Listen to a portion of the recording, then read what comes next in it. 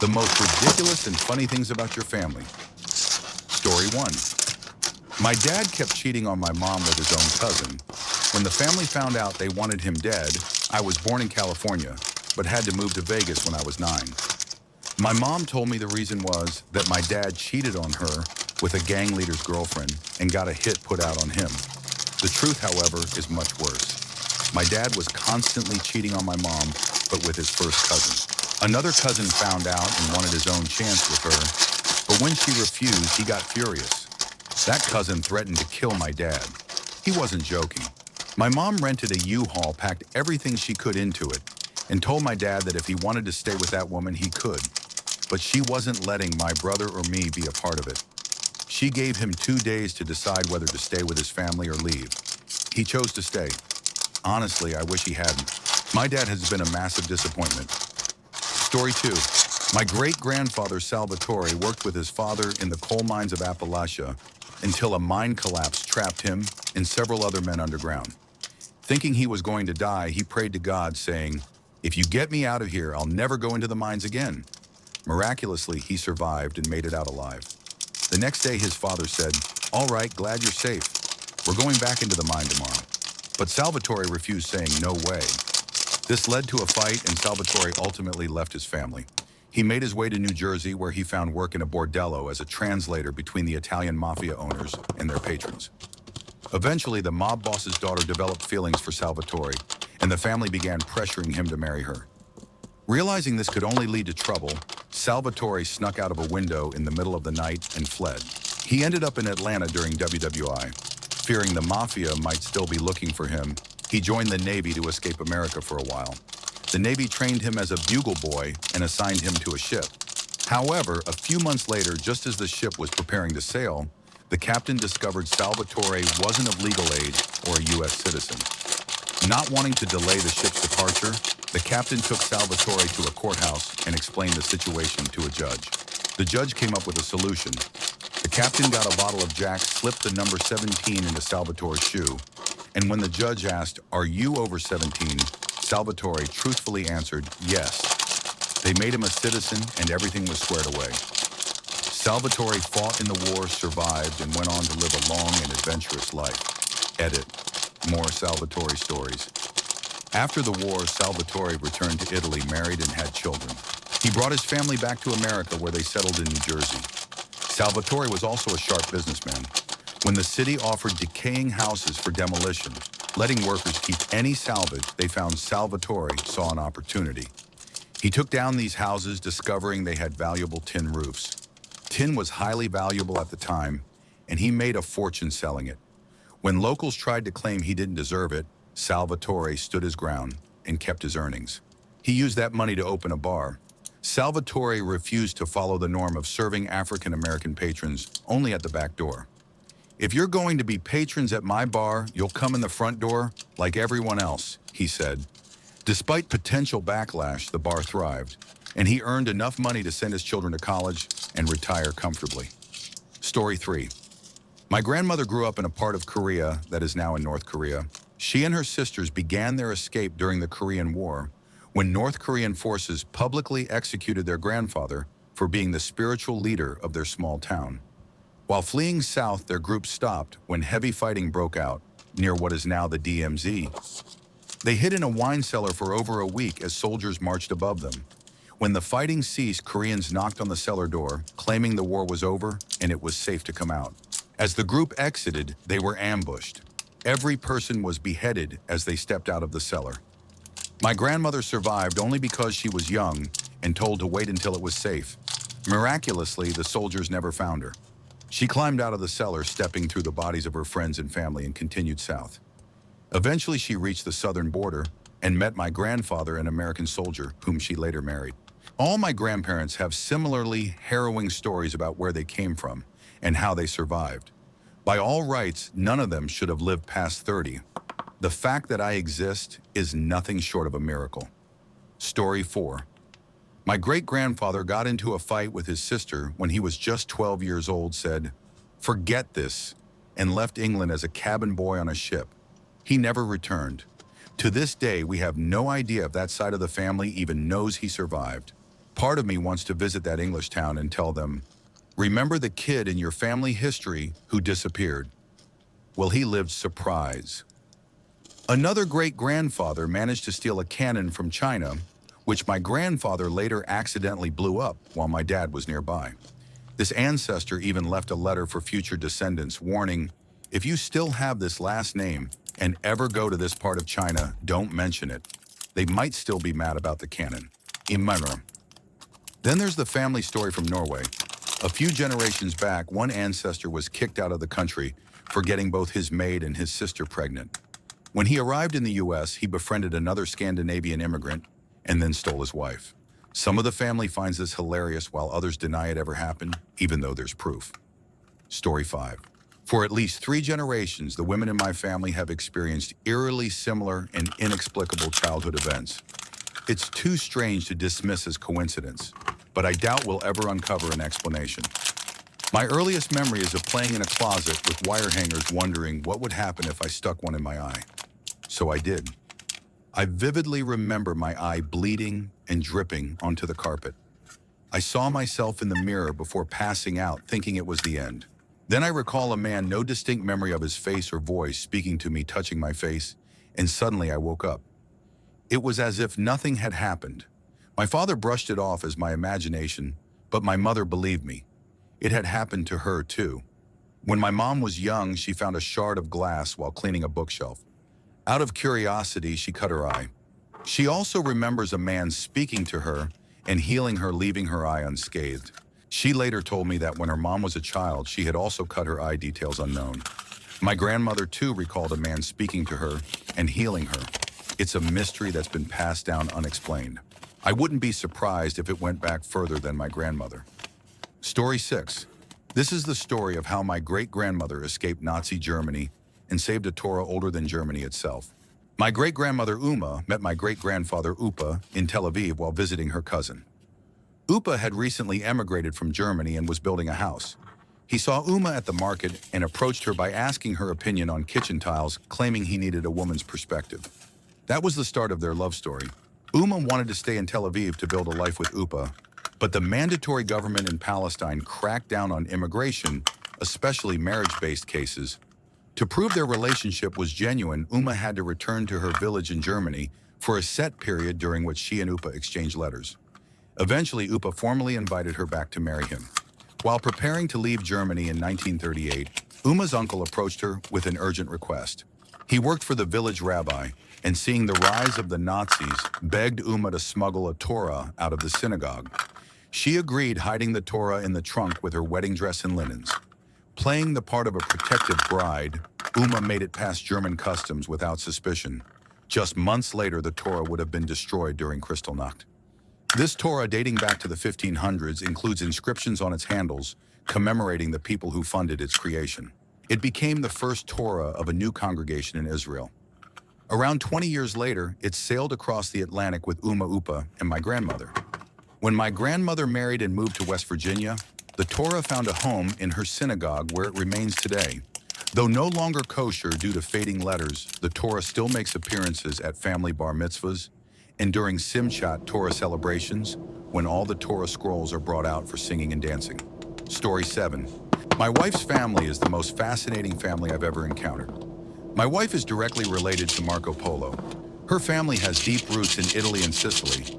On her mother's side of the family, almost everyone has the last name Polo, including her own mother. They even showed me their family lineage going surprisingly far back with very few gaps in their family tree. Her great-grandfather was actually forced to leave his small town in southern Italy for being involved with the Italian mafia. Yes, the town's residents raised money to send him to America in the early 20th century just to get rid of the patriarch of their mob. Think that's the only mafia connection in her family? Not even close.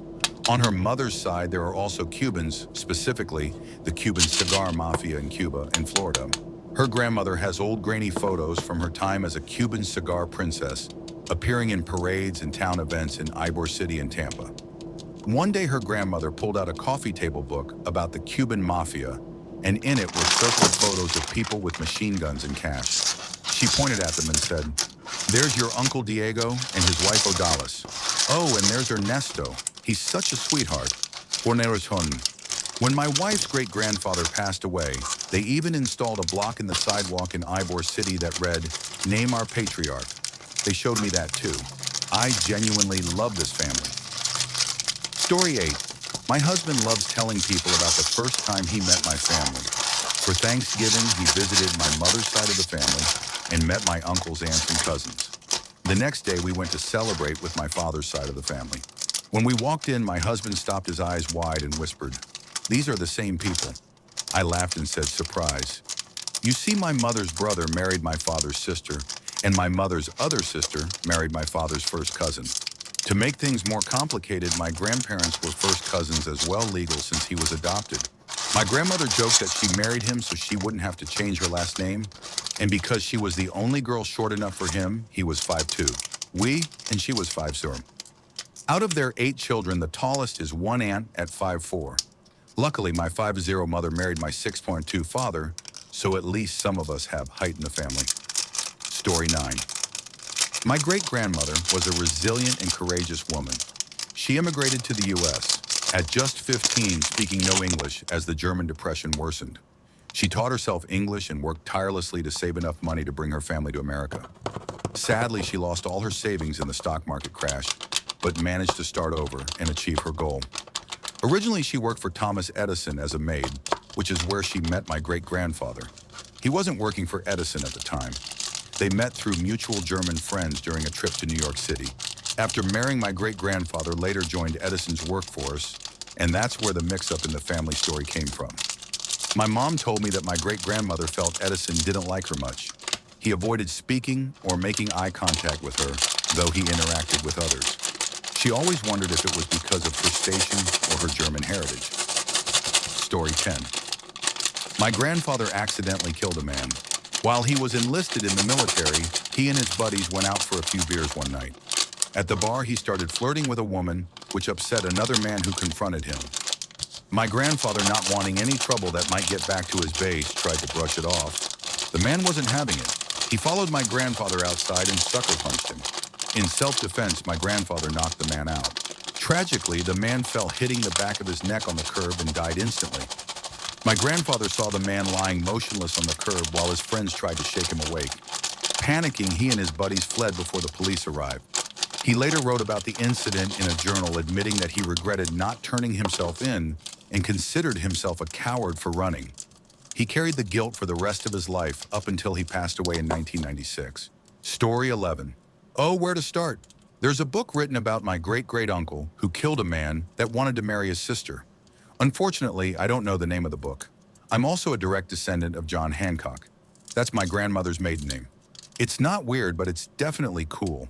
For generations, my family believed we were French and Cherokee. Then I got my parents an Ancestry DNA kit, only to discover we're Irish and English. That was a fun revelation. Here's an odd one. My brother and I have a completely different blood type from either of our parents. My mom is B and my dad is O, but my brother and I are both A. Apparently, this is very rare, but not impossible.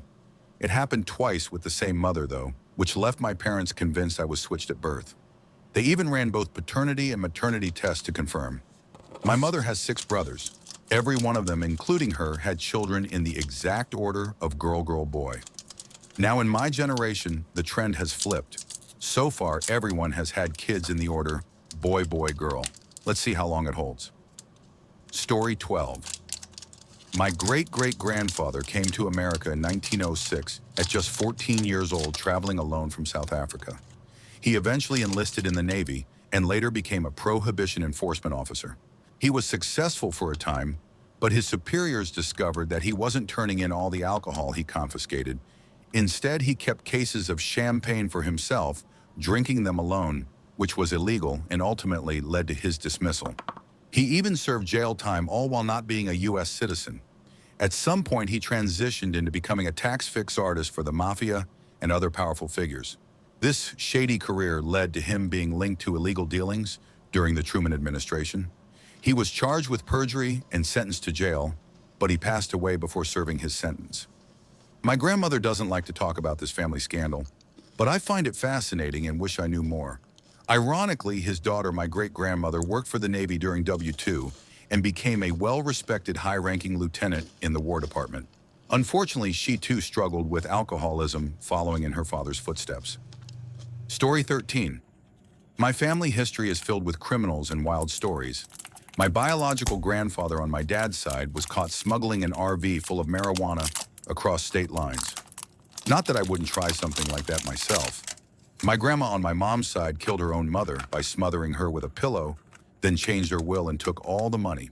No one knows about this except for my mom and me, and there were never any legal consequences.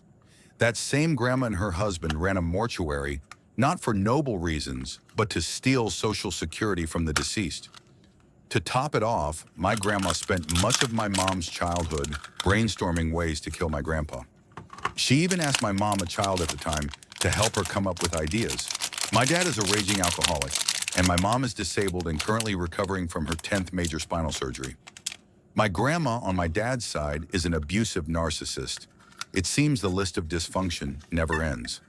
Despite all this, I'm a happy person. I enjoy life and try not to let the bad blood in my family define me. I have moments of depression like anyone else, but overall, I've managed to rise above it. Story 14. In the 1960s, there was something called the Great Canadian Gold Heist. It sounds like an old-fashioned train robbery, but the reality is more like a scene out of Grand Theft Auto. Two of my mother's cousins were involved. Air Canada was responsible for transporting much of Canada's reserve gold by plane. My cousins, the Grenko brothers, and their accomplice Ken Leishman, better known as the Gentleman Bandit, discovered when and where Air Canada was scheduled to receive a large shipment of gold bars from an armored truck. They got some overalls, grabbed an Air Canada invoice from the ticket counter, and waited. On the day of the heist, they hijacked an armored truck and drove onto the tarmac. After the real armored truck loaded the gold onto the plane, my cousins drove up to the aircraft and handed the crew their fake invoice. Claiming the gold needed to be immediately offloaded for further transport, they convinced the flight crew to unload it into their hijacked truck. Then they simply drove off. It was a flawlessly executed crime until they got caught.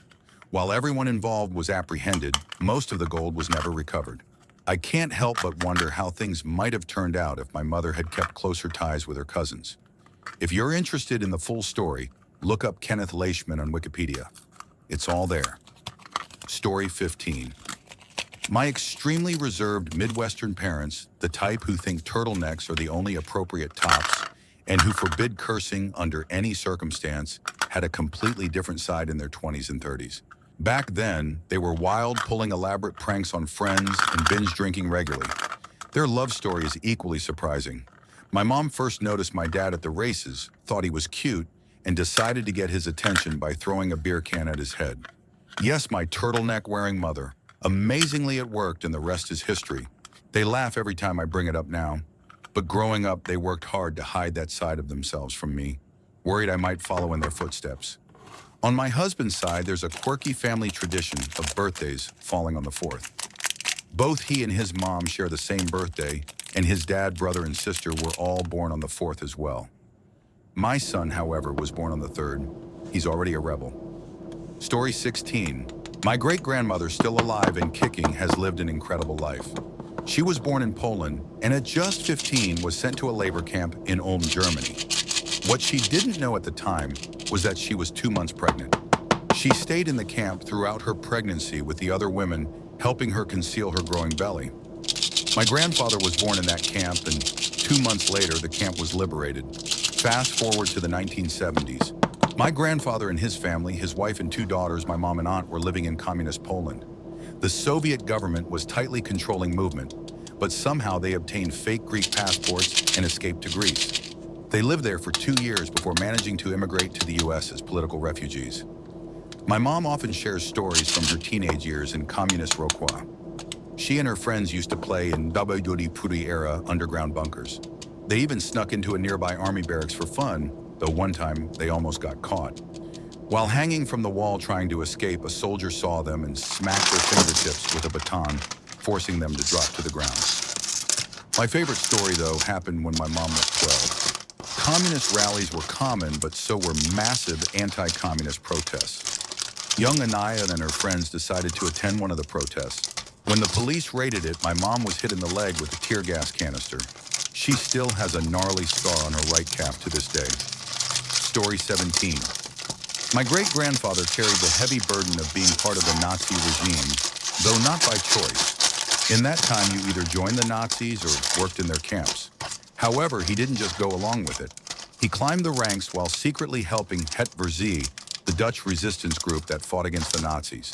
He leaked crucial information to his wife, who was part of the resistance. That information was used to publish truths about the concentration camps in underground newspapers.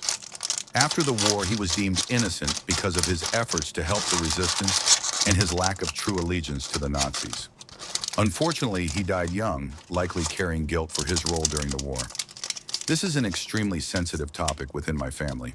While the good things he did are acknowledged, any bad deeds remain untold, and it's a secret that outsiders cannot know. A side note, my mother carries blue blood. Around the 1700s, our family was granted nobility, though it's the lowest rank. Still, about 3,000 people share our noble name today. Story 18. My mom's side of the family has some incredible stories, especially from my grandma. My grandfather worked for the British Embassy, so my mom and grandma moved between countries every few years. This led to some crazy situations, like my grandma having to drive through a forest fire with my mom and uncle in the car. Over the years, they lived in Kenya, Brussels, Amsterdam, and London. Going further back, my great-grandma traveled to Nazi Germany as a tourist before WO1 after receiving tickets to the Olympics. The British Foreign Office asked her to observe and photograph shipyards and official-looking buildings, then deliver her findings once she returned to the UK. She essentially acted as a spy staying in Germany until just before war broke out. She caught the last train out of the country as war was being declared. Even further back, my ancestors were Quakers in the UK and were involved in the abolition of slavery. While I'm not sure how directly they participated, it's a legacy I'm proud of. Story 19. I have several family stories, so here are a few highlights. My great-great-great-grandfather served in Battery B, 4th U.S. Artillery, and fought at the infamous cornfield at Antietam. He's remembered as the man who held up his commanding officer during the chaos. His grandson, my great-grandfather, fought for Canada in WWI. During the war, the two exchanged letters, which my family still has today. Later, during World War I, my great-grandfather hosted a radio show about coins. However, he lost the show after publicly protesting the Japanese internment camps. Afterward, he unknowingly joined the Manhattan Project. He later described his experiences during World War I as the best and worst moments of his life. On the other side of my family, my great-uncle helped his Japanese friend Sammy during the internment period. He purchased all of Sammy's family property for $1 before they were sent to the camps. When they returned, he sold it back to them for the same price. This act of kindness allowed Sammy's family to recover financially and send him to Disney Studios for training. Sammy eventually returned to Japan, and I've lost track of him. I have only a photo and his first name. I often wonder what became of him and his family. My great-uncle had no children, so we inherited everything of his, including this remarkable story. Story 20. My family's history is a mix of strange and diverse stories. On my biological father's side, his mother's family was deeply involved in moonshining in the Appalachian Mountains. They lived off the land, crafting and running moonshine through the hills. On my mother's side, her father came from an upper-class Jewish family in upstate New York. He left behind incredible photo albums documenting life from the 1890s to the 1920s. However, he gave up his privileged life to marry my great-grandmother, a Jewish immigrant from Eastern Europe, who didn't fit the image his family wanted to project. My mother's maternal side hailed from the Italian Alps. They were tricked into buying a farm in Maynard, North Dakota, being told it was just like Italy. Spoiler, it wasn't. They endured harsh conditions and had 14 children, the youngest being my great-grandmother. They later moved to Washington State and opened a pawn shop. Tragically, my great-great-grandfather was shot to death in his store. Additionally, my family has a proud tradition of military service, with multiple members from every generation and serving in the armed forces over the last 4 generations. Story 21. My parents' love story is one of the wildest I've ever heard. It was 1983. My dad, 30, had just taken over his father's jewelry store. On March 20th, an 18-year-old woman, my future mom, came into the store to look at engagement rings. She had a 1-year-old son, and her plan was to surprise his father, who was away on Air Force deployment, by buying a ring and forcing him to marry her. She kept coming back to the store day after day, staying a little longer each time. After 4 days, my dad called her to ask for advice about a girl. He told her he couldn't decide whether to ask this girl to lunch or dinner. My mom said, "If you just want to be friends, go to lunch. If you want something more, take her to dinner." To which he replied, "Great, so where are we going to dinner?"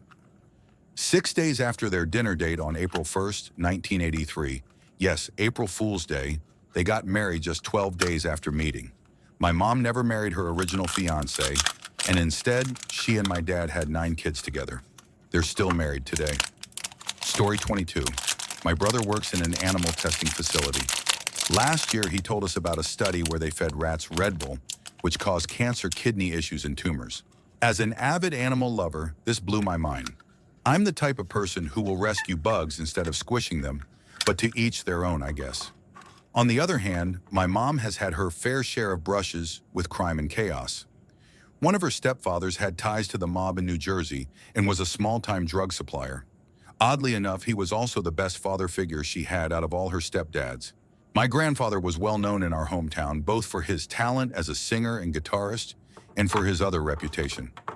If I mention his name to anyone over 40, their eyes light up.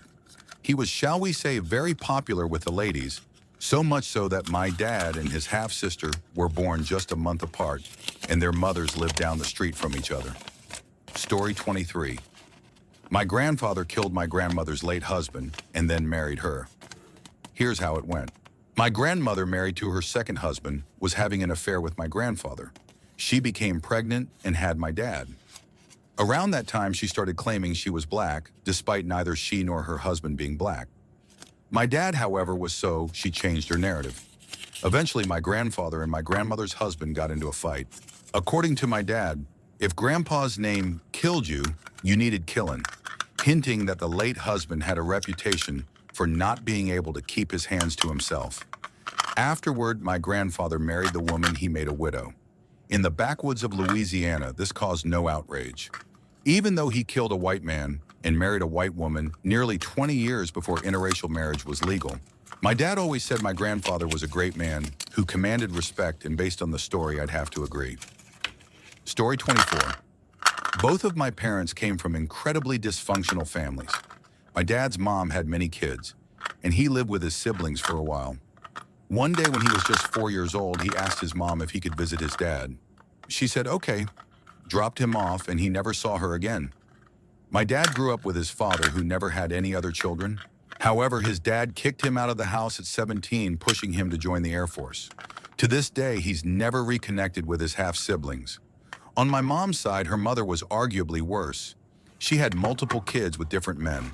If the father wasn't wealthy, she'd put the baby up for adoption and sell them off. If the father was wealthy, she'd sue for child support while making him raise the child himself. That's exactly what happened to my mom. Her dad raised her for most of her childhood, but her mom still collected child support. My mom's dad was a kind man, remarried, and had 2 more daughters, my half-aunts. Neither of them married or had kids, so they remain the only family I've ever really known. Because of all this, I've never met any full-blood aunts, uncles, cousins, or biological grandparents. By the time I was born, they were all either dead or long gone. Despite everything, I think my parents did an amazing job raising me, my brother, and my sister, considering the chaos they came from. Story 25. My grandmother was an unstoppable force.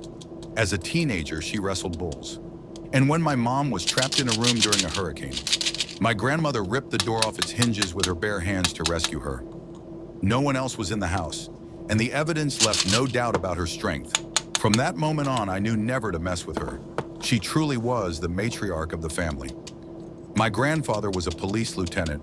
After building a successful career in the police force, he went to college and earned a degree in mechanical engineering. Sadly, just a few months after graduating, he suffered a stroke that left him partially immobilized. He was honorably discharged from the police department and retired with recognitions for his character and service. On my maternal side, there's even more fascinating history. My granduncle was a national hero. My great-grandfather married a Japanese immigrant named Mariko, who was affectionately called La Japonesita by the community. Japanese families were rare and tended to keep to themselves, so their union was considered unusual. My maternal grandfather was a founding member of the leading political party in our country, working alongside figures like former President Profit Juan Bosch and Professor Alberto Baez, who was also our next-door neighbor. My maternal grandmother, his wife, was a mathematician and half Haitian, half Calcolo, though she struggled with schizophrenia. Meanwhile, my paternal grandparents had their own unique story. My grandfather met my grandmother when he was stationed in her town as a soldier. She later joked that she didn't know why she chose him, given his poor taste in women. He cheated on her, frequently with prostitutes. My family's history is deeply intertwined. My parents, my siblings, and I lived on my paternal grandparents' large property for 10 years. The property had 4 houses, all now belonging to their children, except for the 5th son, Jesus, who has been in prison since before I was born. Adding to the intrigue, my maternal great-grandfather secretly listened to illegal transmissions from Cuba during a fascist dictatorship rooting for Fidel Castro's communist government. My great-grandmother lived to the age of 98, and her parrot, now 56, is still alive. He only lets my 21-year-old cousin care for him. Story 26. My family's history in Korea is one of resilience and tragedy, marked by oppression and loss. My great-aunt was a resistance leader during the Japanese occupation of Korea in the early 1900s. She was arrested during the March 1st movement in 1909 and died in prison after years of harsh treatment. On my dad's side, his family is from Pohang, a coastal town near Busan. Many relatives were executed during the communist crackdowns of the 1950s. The anti-communist paranoia at the time led to thousands of executions with little to no evidence. My maternal grandfather's entire family perished during the Korean War. They were executed under suspicion of being communists because my grandfather had lived in Pyongyang before fleeing south just before the war began. Another family member, my great-uncle, died during the Gwangju Uprising, an attempt by civilians to bring democracy to South Korea in 1980. The government sent in the army and special forces to violently suppress the rebellion. According to family rumors, my great-uncle, a Vietnam War veteran, put up a fierce fight before he was killed. Our family story is one of survival amidst unimaginable hardship and loss. It's a reminder of the sacrifices made for freedom and democracy. Story 27. When my dad was a child in the 1960s, his family was being watched by the KGB. My great-grandfather was from Hungary, and there was a revolutionary movement distantly tied to our family at the time. Suspicious men would follow my dad, even watching him while he was at school. One day, one of the men knocked on their door and tried to force his way into the house. My grandfather got into a physical fight with him and managed to push him out before calling the police. Shortly after, the FBI arrived, vaguely explained the situation, and assured my family that they would take over surveillance. The FBI promised my family wouldn't see them because they were better at their job. After that, the suspicious men disappeared, and the family wasn't bothered again. Separately, my grandmother, after divorcing my grandfather, apparently spent time with a mobster. At one point, she slapped him in the face.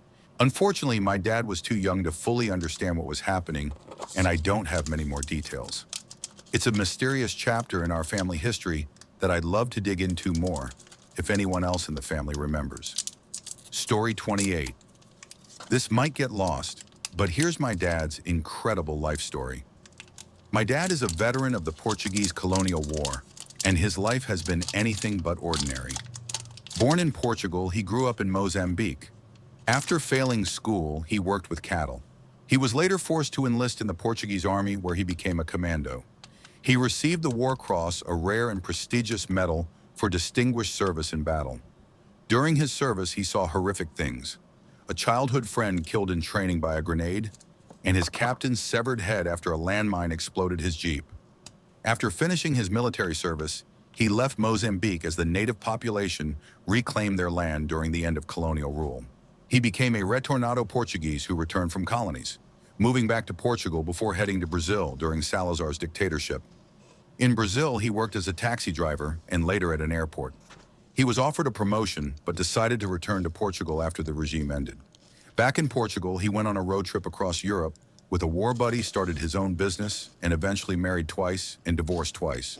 He had 4 children, including my brother, who won the world championship in sailing, another brother who went to the Olympics multiple times, my sister who inherited my dad's hardworking nature and earned a promotion at Google in her first year. Story 29. My 3X great-grandfather immigrated from Sicily to Providence, Rhode Island, and he was a notorious jerk to everyone around him, especially my 3X great-grandmother. His cruelty earned him the nickname L'Animal, the animal. At some point, L'Animale decided he was done with his wife and their 2 sons. He sent for a beautiful woman from Sicily whom he had been infatuated with before his immigration. When she arrived, he illegally married her, had a son with her, and forced my 3X great-grandmother to act as her maid, under the threat that he would harm her children if she left. But my 3X great-grandmother got her revenge. In 1936, during a stormy day, she noticed the tide had pulled far back into the sea and that the mercury in the barometer was dangerously low. Signs of an impending hurricane. She sent the children to safety and convinced the new wife that they needed to go into the root cellar and be tied to a support beam to avoid being swept away. The new wife believed her, allowed herself to be tied up, and then asked, "But who will tie you?"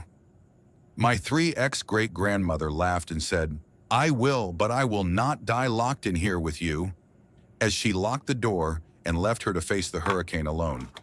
One of her sons stayed behind and she made him climb to the roof with her. They tied themselves to the chimney along with every dollar L'Animal had saved. Together they faced the devastating hurricane of 1936, one of the worst in U.S. history. When the storm cleared, L'Animal returned to find both of his wives dead, his house destroyed, and his savings gone, some of it floating mockingly in the water. In a rage, he bit off his pinky finger and spat it into the sea. This is the dramatic Italian stock I come from. Beat that Scorsese. Story 30, my great-great-grandfather was an Italian soldier who fought in WWI and was shot through the lung, barely surviving. After the war, he immigrated to America and almost immediately became involved with the mafia. Eventually, he was arrested for mob activities and died in Sing Sing prison. His daughter, my great-grandmother, married an Irishman who was also tangled up with the mafia. He ran an auto shop that doubled as a chop shop where stolen cars were destroyed to eliminate evidence. My Irish great-grandfather wasn't just a mechanic, he was a character. At one point, he broke into a radio station and stole broadcasting equipment to communicate with Cubans as he lived in Florida at the time. He also had a personal plane he used to fly down to Havana in the summers to drink. One summer, he was flying to Cuba with his lawyer when he passed out mid-flight from drinking. His lawyer, who had no experience flying, took control of the plane and desperately tried to keep it from crashing. Eventually, my great-grandfather woke up and safely landed the plane as if it were just another Tuesday. Story 31, my father's side of the family has a lot of issues. They look down on my mother's side because they're Cajun and because her nephew is gay. But the hypocrisy is real. My dad's side of the family includes drug addicts, prostitutes, and even murderers. My dad refuses to acknowledge my older sister as his, even though she resembles him more than me or my brother.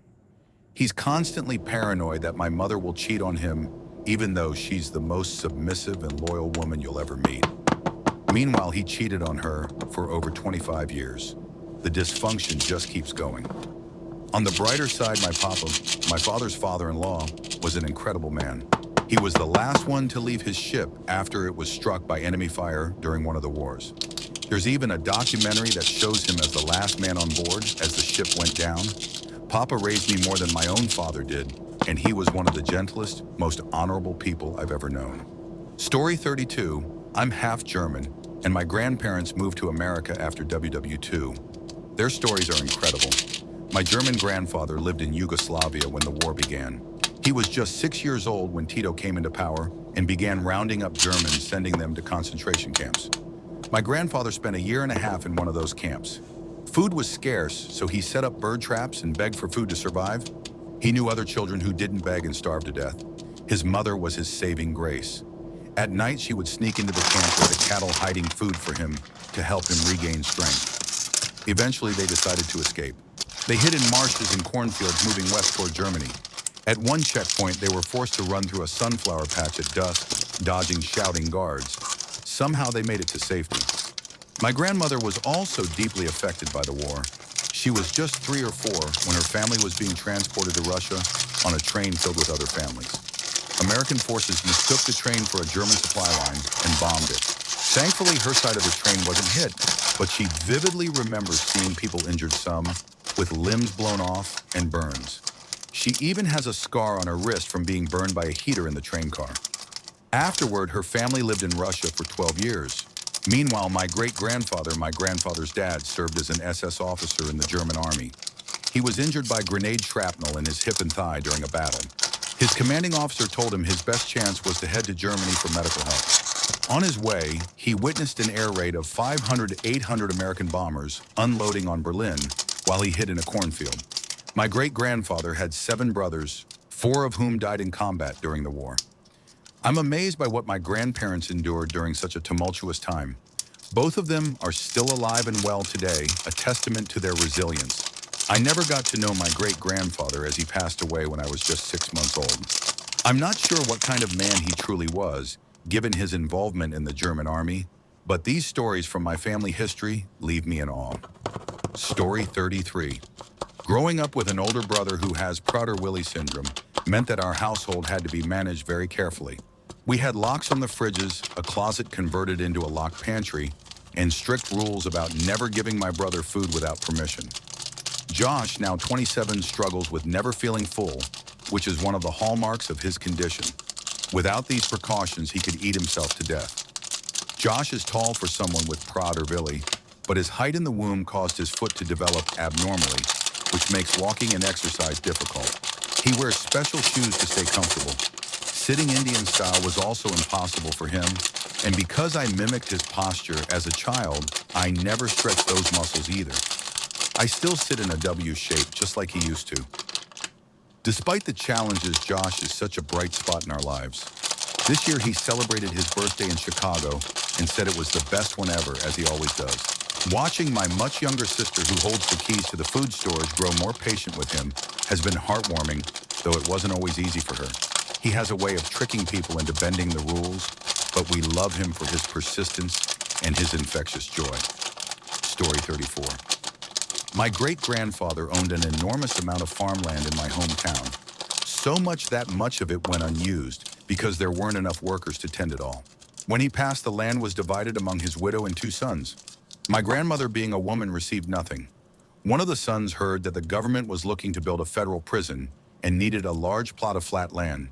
He convinced his mother and brother to sell him their unused farmland for a low price, claiming he would find a way to make it profitable and save them from paying taxes on it. Instead, he turned around and sold the land to the government at a massive profit. That sale made him one of the wealthiest men in the village, though his greed earned him a reputation. On his son's 18th birthday, he gave him a grocery store to run. That store was eventually passed down to his granddaughter, but it closed last year. From what I've heard, the store only survived by slowly draining the family fortune, as both the granddaughter and her father were terrible at managing it. Story 35. In 1942, my mother lied about her age to get a job at a shipyard in New Orleans. She was only 16, but had already graduated high school secretarial school and the Western Union School in St. Louis as the top of her class. Western Union sent her to New Orleans on a scholarship, but when she arrived with her family, her elderly parents, pregnant sister and baby sister, they discovered there was no job waiting for her. Her family lived out of their car while waiting for a job to open up. Unable to wait any longer, my mother went to the shipyards and asked about work.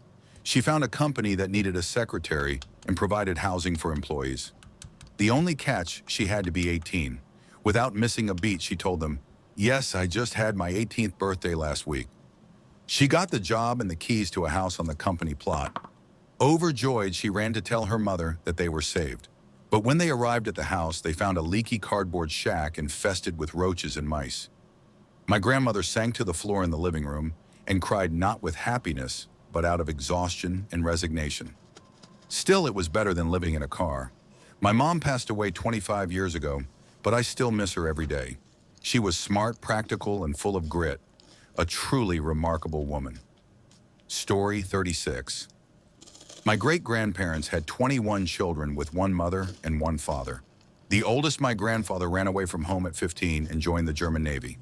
He later found himself in the trenches during WWI, where he was captured as a POW. After the war, the French refused to release the prisoners, so my grandfather escaped. He hid in barns, ate turnips, and swam across the Rhine at night to make his way back to Germany. Years later, my father and uncle were born. At the time, my uncle joined the Brown Shirts, which was seen as the equivalent of the Boy Scouts back then. Before W.R. Nominason, my grandparents' father and uncle emigrated to New York. When the war began, my uncle joined the U.S. Marines and was killed at Lake Gulf. My father, meanwhile, was drafted into the 10th Mountain Division and served in Italy, occasionally translating for captured German prisoners. The youngest of the 21 siblings, back in Germany, however, took a very different path. He joined the SS and later became the Commandant of Poisson concentration camp, the same one depicted in Schindler's List. He was eventually replaced by Amon Goda. After the war, he ended up in a Russian gulag before being sent back to Germany in 1955, where he was promptly jailed for another 10 years for his actions at Poisson. By the time he was released in 1965, most of the family had disowned him, except for my grandfather, who was forgiving and had emigrated to the U.S., making him less directly affected by the stigma. I met him a few times as a child when we visited from the U.S., but the rest of the family never spoke to him. My immediate family was never involved in Nazi ideology. However, my maternal grandfather, who also emigrated from Germany before Pete Boy, was a racist and Holocaust denier. He made a lot of money, supported Reagan's campaign, and even attended one of Reagan's inaugural balls. Story 37. My great-grandfather on my mom's side was a mystery. Born in 1906, he didn't know where he was born, but ended up in Corpus Christi, Texas, around 1922. Of Irish heritage, he spoke fluent Comanche and had ties to Native Americans in Oklahoma. He and his brother roamed the U.S. by train for a few years before settling in Corpus Christi, where he headed up the Longshoremen's Union until his retirement in 1970. He and my great-grandmother lived a frugal lifestyle, never giving any indication of their wealth. After his death in 1999 and her passing in 2014, the family discovered they were multimillionaires. Their bank account had a deposit of over $1 million in 1948, and there were several $100,000 in cash in a vault in their modest house. The cash consisted of bills from the 1930s and 1940s. Despite their fortune, they lived like they were on the edge of poverty. No one, including their children, knew about the money, and there's no explanation for where it came from. The story of their wealth died with my great-grandfather, leaving the family with a mix of curiosity and gratitude. While the mystery remains unsolved, it's a fascinating piece of our family history. Story 38. My great-grandmother was a true badass señorita. She immigrated from Spain to America, always suspicious of the government. She grew her own food and refused any government aid, believing they'd demand something in return. Everyone thought she was crazy until the Great Depression hit. While others struggled, she was barely affected due to her self-reliance. Her cure for any ailment was a shot of tequila, which she gave to her kids and grandkids. It must have worked because both my mom and grandma are remarkably healthy to this day. I wish I could have met her. From the stories, she sounds like the epitome of independence and strength. One of my great-grandfathers was in Billy the Kid's posse, and another was a California senator, a mix of rugged outlaw and polished statesman. My dad was born in a tiny home in Long Beach. By the age of 18, he had earned enough money to buy a beach house, though we no longer live there. He's now a nurse practitioner in downtown LA, sewing up knife and gunshot wounds on gang members at 3 a.m. He used to be a prison nurse and occasionally treated immigrants off the books at home when we were kids. My sister and I would come home to him stitching someone up at the dining table. My aunt and mom once stumbled upon a satanic ritual with guards patrolling the area. They couldn't tell if it involved kittens, baby goats, or babies. My aunt almost got kidnapped, but was saved by her boyfriend, who she's still with to this day. They also snuck into an abandoned mansion used for rituals. My mom recalls finding dead cats hanging from the ceiling. That mansion is now owned by a jailed Hollywood film director. My sister is a force to be reckoned with. She once stopped a man from raping a woman yelling at him until he curled into a ball and cried. My family travels extensively. My grandpa was stationed in Germany during Oktoberfest. My dad has been to Spain, Rome, and countless other places. My sister traveled solo to Spain at 16, and at 15 I gave speeches at churches in Tijuana, performed an exorcism, and trespassed, nearly getting arrested. Last year in Cuba, I hung out with rappers, played soccer with kids, and spent a night on a rooftop with gang members talking about life while watching lightning storms. I also met the most beautiful girl I've ever seen, but never saw her again. Oh, and I was born dead. A doctor brought me back to life. Story 39. I recently discovered that my family is directly descended from the Howard line. Yes, that Howard line. On a whim, I researched it thinking it was absurd given how common the last name is, but it turned out to be true. I'm descended from numerous kings, queens, and rulers, including King John and Charlemagne, several times thanks to cousin marriages. My ancestors include a mix of saints, crusaders, and rulers with colorful epithets like the terrible and the cruel. She. There are famous Catholic figures in my lineage who devoted their lives to spreading Catholicism or died defending it, earning canonization. As someone who isn't very religious, I feel a bit guilty for not knowing much about them. Their sacrifices are incredible, but their legacy feels distant. As a history major, though, it's thrilling to think I'm connected to people who shaped history. It's surreal to open a history book and think I wouldn't exist without them. My family's perspective on history is also fascinating. Most people view Mary Romer, Henry VIII's daughter, as the bad queen and Elizabeth High as the good one. But for my family, it's the opposite. Mary freed and reinstated titles for my ancestors that Henry VIII had taken while Elizabeth imprisoned and executed them. Every time I learn about one ancestor, I end up diving down a rabbit hole to uncover more. It's overwhelming, but endlessly fascinating. Story 40, my family history seems unusually filled with royal murders. My many times great-grandfather Sir Walter Tyrrell III killed King William Rufus of England with an arrow to the chest. Officially, it's recorded as a hunting accident, but within the family, we refer to it as an intentional assassination. In another dark chapter, one of my ancestors is believed to have been involved in the murder of the two princes in the Tower of London in 1483. Unfortunately, I can't remember exactly which ancestor was implicated in this infamous crime, but the acknowledgement of guilt has lingered in family lore. On a lighter note, my mother is also descended from Elder William Brewster, a passenger on the Mayflower and a religious leader of Plymouth Colony. While many of his descendants proudly carry his name as a first or middle name, my immediate family didn't put much weight on this connection. Story 41. My great-grandfather's story during W. is one of incredible strength and resilience. He was part of the Yugoslav partisans Partizani and got separated from his team. A group of Germans captured him, beat him with guns, kicked him, and eventually shot him in the legs, demanding he give up his comrade's location. Despite the torture, he refused to betray them. When they realized he wouldn't talk, they sent him to be executed by firing squad. While being transported on a train, unable to walk due to his injuries, he saw an opportunity to escape. He threw himself from the seat, crawled to the door, and tumbled down the stairs of the train. He spent the next 2 days crawling through vineyards, surviving on fallen fruit, and drinking water from wells when no one was nearby. Finally, after 48 hours of excruciating effort, his comrades found him and took him to safety. I later learned that during his imprisonment, he had been tortured so severely that he lost all the nails on his feet. As a child, I once asked him about it, but his vague response made little sense to me at the time. He survived the war and lived a long and happy life, passing away at the age of 85 in 2008. I was young when we spent time together and remember only fragments, but finding his story in a book years later made me deeply proud. He's my hero, and I'm honored to be his great-grandson. Story 42. My grandparents made their fortune in a rather dramatic and suspicious way. They owned a large cotton farm in a central location in Phoenix, right in the path of the city's predicted expansion. As Phoenix grew, some individuals, possibly the government, offered to buy their land to make way for new buildings and businesses. Although the offer was generous, my grandparents declined, suspecting they could get more money if they waited. The buyers warned them that this would be the only offer, but my grandparents stood firm.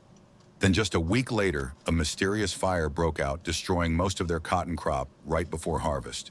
With no cotton left to sell, the same buyers conveniently showed up again, reminding them of their earlier offer. Left with no choice, my grandparents reluctantly sold the land. While the deal wasn't what they had hoped for, it was still enough money for them to relocate to a different city, build 2 houses side by side, and send 2 of their 3 children to university. My grandfather decided to leave farming mostly behind and took a job with the USDA.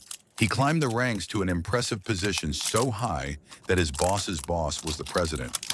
Today, my grandparents are financially well off, but the land they once owned is now nothing more than a collection of roads, an old Walgreens, and a Taco Bell. Ironically, Phoenix expanded in the opposite direction, making the land they fought for far less valuable than anyone had expected. Story 43. When Pakistan and India split, my ancestors happened to be on vacation in what was about to become Pakistan. They were fairly well off owning land, and even a theater which my great-great-grandfather had built to showcase his own films. However, all of their property and land were on the Indian side of the partition. For anyone familiar with the history of the partition, it was a time of immense violence, riots, mass killings, and entire villages burned to the ground. Faced with this chaos, my ancestors decided to stay in Pakistan as they were Muslim and thought it safer to remain. My great-great-grandfather passed away during this time, though it wasn't due to violence, likely old age or illness. This left my great-grandmother as a single middle-aged woman in a new country with 6 children to care for. With no land wealth or resources, she sold all her clothes and jewelry from the vacation and took on work as a maid and seamstress. She worked tirelessly night and day to ensure all 6 of her children received an education. My parents often remind me of her sacrifices and how even during those difficult times, my family understood the value of education. To me, she was a true badass and the cornerstone of our family's resilience. Story 44. My great-grandfather's true identity is a mystery. While family members describe him as a quiet man, he was also a notorious liar, spinning so many tales that no one knows which were true. He supposedly took his stepfather's last name to get a job in the coal mines of Mexico. But my searches on Ancestry.com uncovered some questionable records. Articles mention a man with his name impersonating a U.S. soldier in Germany to steal serving time on a U.S. naval ship and being caught with drugs while giving detectives different names and stories. A family rumor claims that his daughter, my great-aunt, overheard an argument between him and my great-grandmother about him doing time in prison. He was also a master storyteller, so good that people believed his tales until they realized they couldn't confirm any of them. One of his stories was about us having Apache blood, and while my ancestry DNA test shows I am 53% Native American, it's impossible to know how much of his story was fact or embellishment. Unfortunately, much of the truth was lost when my grandfather passed in 2011. We have only one great-aunt who remembers very little. As a result, the last name we've grown up with and take so much pride in isn't even our true name. It's both fascinating and strange to think how much of our family history has been shaped by a man who kept so much of his own story hidden. Story 45. My family has an interesting Civil War story, specifically how we managed to avoid it entirely. When the war broke out, a significant portion of my family packed up and moved to Canada, staying there until it was over. Once the dust settled, they returned to the United States as if nothing had happened. The only war story my grandfather ever shared was from W2. He lied about his age to enlist with help from his father and served in both Europe and the Pacific. During a patrol in a town, he came face to face with an enemy soldier. Both drew their guns but didn't fire. After what felt like an eternity, they slowly lowered their weapons, nodded at one another, and walked away. My grandfather said the soldier was his age, just a teenager, and seeing him made him realize something.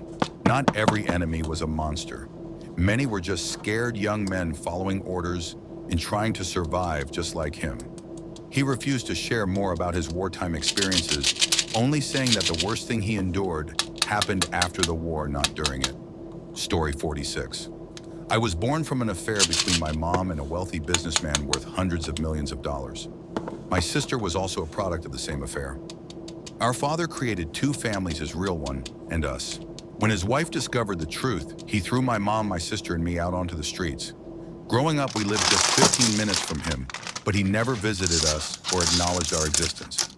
We were desperately poor, often without enough food or basic necessities. At 13, I went to his house to ask for help, but instead of listening, he had me arrested for harassment. Not long after, my mom took her own life, leaving us effectively orphaned. My sister begged him for support, and he eventually started paying her child support so she could finish high school. But she abandoned me, leaving me in foster care, and later a group home without saying a word. During this time, I was trafficked into the S industry, and instead of helping, my sister maligned me as promiscuous, which was particularly devastating given my physical disability. Somehow I managed to return to school, and after a while, my father began providing me with some support for a few years. When I was 25, my sister reconnected with our father and his real family. They welcomed her in, but I was excluded. Once I was invited to their home and was horrified at the extreme wealth they lived in, especially after my years of poverty and suffering. What stung even more was hearing them mock someone with a disability, which deeply hurt me as a person with a physical impairment. For a moment, I thought things might improve when my father offered me a job at his company, but he later retracted the offer and hired my sister instead. After that, both my father and sister cut me off completely. My sister has since received millions of dollars from our father while I continue to struggle in poverty. I've never had a birthday party and have spent almost every Christmas alone for the past 20 years. No one in my life knows the truth about my family because I'm too ashamed to talk about it, so I lie. It's a heavy burden to carry, but I've managed to survive despite it all.